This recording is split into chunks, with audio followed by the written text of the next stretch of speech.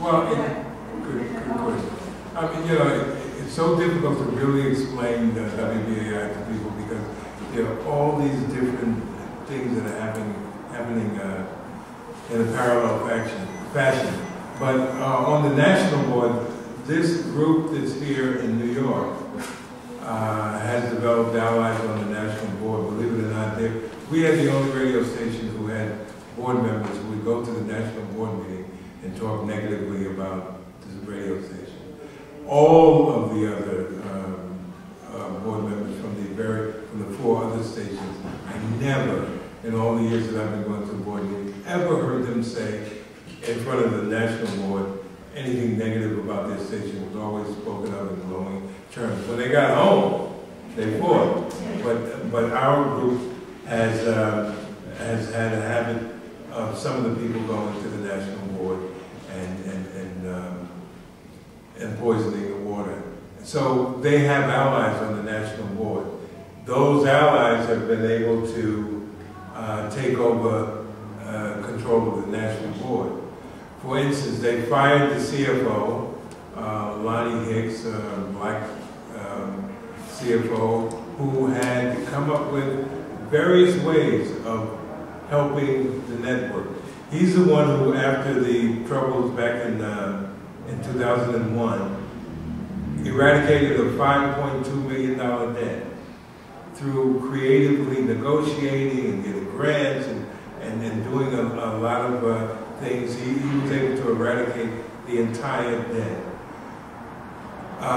This group didn't, he also had a way of getting money to get us through this period, because he believed, he did a projection that the primary problem at WBAI was its rental costs, which are 7 times greater than any of the other, more than 7 times greater than any of the other Pacifica stations. And he said that's the problem, and he made a bar graph to illustrate it. And our stuff is way up here, and theirs is way down there.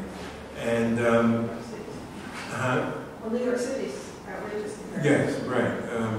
Which is that's one of the things I wanted to do. I wanted to see if we could move the station, renegotiate our lease, break it somehow, because you can break leases, and move back into a community. That's what I had been working on, asking people to bring in, give us information about various locations. But this national board now is, is so illegally constructed.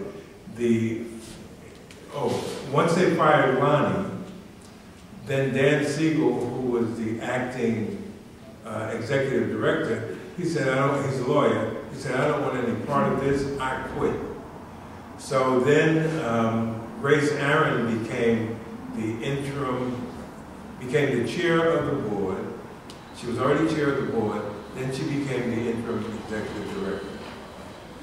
And with Lonnie gone, she hired one of her friends, or their friends, LeVon Williams, who became the CFO. So she's the CFO and also the acting station manager at WBAI. So now they're pursuing their agenda. They got rid of me, and they got rid of Anthony Riddle. They're about to get rid of the program director at KPFK. His name is Armando, and I'm pretty sure that right after that they're going to go, Armando is Latino, right after that they're going to go to WPFW and get rid of the